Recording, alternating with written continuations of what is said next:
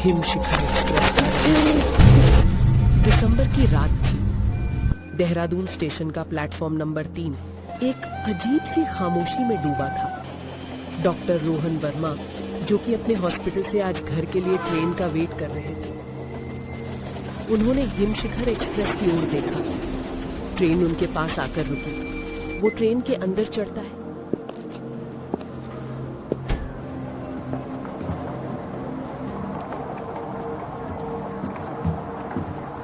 रोहन ने ट्रेन के अंदर मिले गार्ड की तरफ देखा, जो बहुत घबराया हुआ था और उसे पसीना आ रहा था। एक्सक्यूज मी, क्या हुआ? आप कुछ परेशान लग रहे हैं। सब ठीक तो है ना? और इस सील बंद बोगी में क्या है? अरे नहीं, मैं ठीक हूँ। आप अपनी यात्रा करें, कृपया सवाल न करें। अपनी सीट पर बैठने के बाद उसने अपनी डायरी खोली, लिखने लगा। यहाँ कुछ तो गलत है। उस गार्ड को देखकर लगता है कि वो कुछ छिपा रहा है। अरे ये बदबू कैसी है? ये तो क्लोरीन और किसी मेटल की लग रही है। रोहन बहुत थक गया था, इसलिए उसने ट्रेन पर और ज्यादा ध्यान नहीं दिया और सो गया। ट्रेन के बाकी यात्री भी सो चुके थे।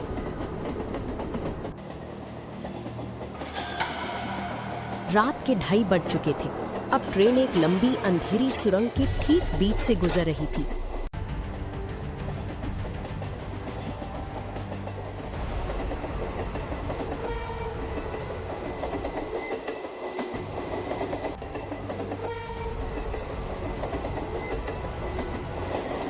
तभी अचानक एक जोर के झटके के साथ ट्रेन रुक जाती है। झटका इतना जोर का था कि ट्रेन में बैठे सभी यात्री जाग गए। ये ट्रेन इतनी जोर से क्यों रुक गई? शायद कोई जानवर पटरी पर आ गया होगा। शांत रहो। बचाओ, कोई मेरी मदद करो प्लीज। अबे छोड़ो मुझे, कोई तो बचाओ।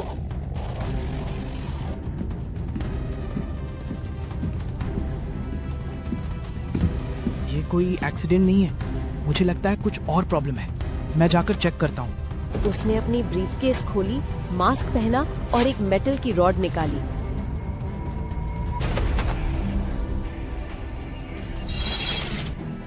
मैं जा रहा हूँ। जो भी हो, आप सभी अपनी बोगी में बंद रहो। दरवाजा लॉक कर लेना। अरे सर, आपका अकेले जाना खतरनाक हो सकता है। मैं भी चलता हूँ आपके साथ। ठीक है, चलो। वो दोनों दरवाजे के पास जाते हैं। दरवाजे के बगल में एक छोटा सा छेद था। रोहन पहले उस छेद से अंदर देखता है। अरे नहीं, ये क्या है? क्या हुआ आपको? आपने वहाँ क्या देखा? रमेश ने दरवाजा खोल दिया था। उसने खुद अंदर देखा तो दिखा कि एक मॉन्स्टर जैसा इंसान एक ट्रेन के पैसेंजर के पैर को खा रहा था। रोहन तेजी से अपनी बोगी A1 में वापस लौटा। क्या था वो आदमी? वो किसी को खा रहा था। वो एक ज़ॉम्बी था, लेकिन समझ नहीं आ रहा आखिर ट्रेन के अंदर ज़ॉम्बी कहाँ से आया? ज़ॉम्बी? वो क्या होता है? ये एक तरह का वायरस है जो कि लार और खून से तेजी से फैलता है। जो लोग कांटे या खरोचे गए हैं, वे मिनटों में ज़ॉम्बी स्टेज में चले जाते हैं। हमें इस बोगी को सील करना होगा। वायरस? हम मर जाएंगे? अभी नहीं, लेकिन वे जल्दी ही यहाँ पहुँच जाएंगे। हमें उनसे बचने की तैयारी करनी होगी। आप सबके पास जो भी चीज हो, उसे अपनी सेफ्टी के लिए हथियार बनाओ।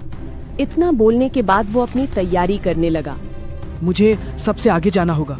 वो अंतिम सील बंद डिब्बा, मुझे लगता है कि वो एक लैब है, क्योंकि वहां से मुझे कैरोसिन और कई केमिकल्स की बदबू आई थी। शायद मैं वहां इस वायरस का एंटीडोट बना सकूं। ये एक मेडिकल ट्रेन है जिसका इस्तेमाल ज्यादातर हॉस्पिटल्स की मेडिकल सर्विसेज के लिए किया जाता है। अगर हम किसी तरह उस अंतिम डिब्बे तक पहुंच जाएं, तो मैं इस वायरस का एंटीडोट बना सकता हूं। रोहन की बात सुनकर रमेश बोलता है, मैं भी आपके साथ चलूंगा, क्योंकि आपके अकेले के लिए वहां जाना नामुमकिन है। ठीक है, देखिए, सभी मेरी बात ध्यान से सुनिए। मैं और रमेश ट्रेन की उस आखिरी बोगी में जाएंगे, ज़ॉम्बी से बचते हुए। आप सभी लोग यही इंतजार कीजिए। हम सब इसका एंटीडोट लेकर जल्दी ही वापस आएंगे। ये मेरा वादा है आप सभी से। रोहन की बात सुनकर वहां बैठे हुए सभी लोग उस पर भरोसा करके वहीं रुकने का फैसला करते हैं, क्योंकि उनके पास और कोई चारा भी नहीं था। फिर रोहन और रमेश ज़ॉम्बी से भरी बोगी की तरफ आगे बढ़ते हैं। पिछली वाली बोगी में सिर्फ वो बुजुर्ग और वो लड़की रुकती है। रोहन और रमेश A1 का पिछला दरवाजा खोलते हैं। रमेश रोहन के पीछे खड़ा होता है। उसके हाथ कांप रहे थे, पर फिर वो हिम्मत जुटाता है। रोहन के पास हथियार के रूप में एक मेटल की रॉड थी। दरवाजा खुलते ही जल्दी से रोहन और रमेश ज़ॉम्बी वाली बोगी में घुस जाते हैं और जल्दी से दरवाजा बंद कर देते हैं ताकि ज़ॉम्बी दूसरी बोगी में न जा पाए। जैसे ही रोहन और रमेश अंदर आते हैं, एक ज़ॉम्बी सीधा रोहन पर हमला कर देता है। रोहन बचते हुए अपने हाथ में पकड़ी रॉड से ज़ॉम्बी के सिर पर मारता है, जिससे ज़ॉम्बी बेहोश हो जाता है। पर अचानक एक ज़ॉम्बी ट्रेन की सीट के नीचे से रोहन के पैर को पकड़कर रोहन को नीचे गिरा देता है। वो उसे खाने ही वाला होता है। इतने में रमेश आता है और ज़ॉम्बी को जोर से लात मारता है, जिससे वो रोहन को बचा लेता है। रोहन और रमेश ने A2 और A3 से गुजरते हुए संघर्ष किया।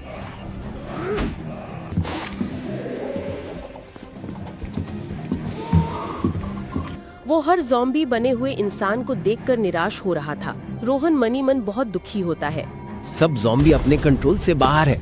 वो इसे किसी भी हालात में ट्रेन से बाहर नहीं निकलने दे सकते। आखिर में वो दोनों सील बंद बोगी के पास पहुंचने वाले थे। तब रोहन रमेश से कहता है, रमेश, अब सिर्फ ये आखिरी बोगी बची है। इसे पार करते ही हम उस बायो लैब में पहुंच जाएंगे। हाँ, आपने सही कहा, लेकिन क्या जिन्हें हम पिछली बोगी में छोड़कर आए हैं, क्या वो लोग जिंदा होंगे? रमेश की इस बात को सुनकर रोहन भी दुखी होते हुए जवाब देता है, पता नहीं यार, पर हमें अपनी तरफ से पूरी कोशिश करनी होगी। इतना कहने के बाद रोहन लास्ट बोगी को चेक करता है कि उसमें कितने ज़ॉम्बी हैं, और जैसे ही रोहन दरवाजे से एक छोटे से छेद से अंदर दिखता है तो उसके होश उड़ जाते हैं।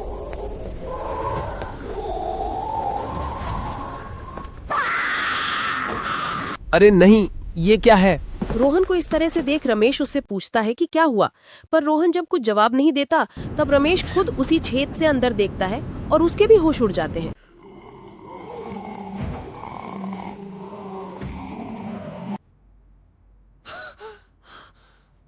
अरे अब हम क्या करें रोहन?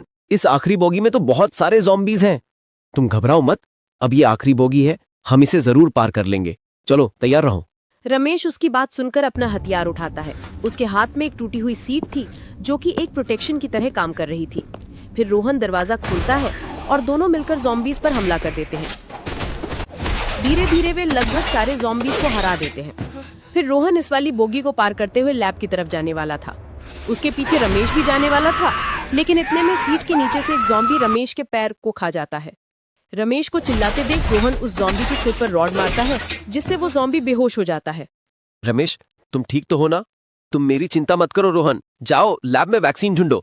तुम पागल हो गए हो क्या रमेश? मैं तुम्हें यहाँ अकेला कैसे छोड़कर जा सकता हूँ?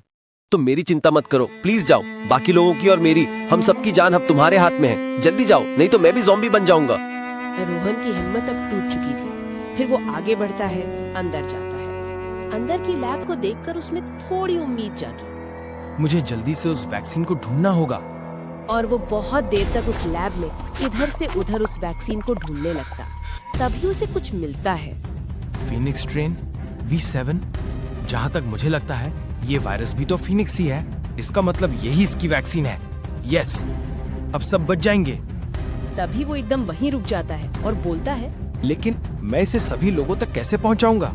वो बहुत परेशान हो जाता है। उसे बहुत गुस्सा आता है।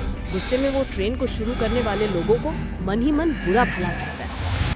उन्हें पता था कि यह वायरस लीक कर रहा है, फिर उन्होंने इस यात्री से भरी ट्रेन को जाने दिया।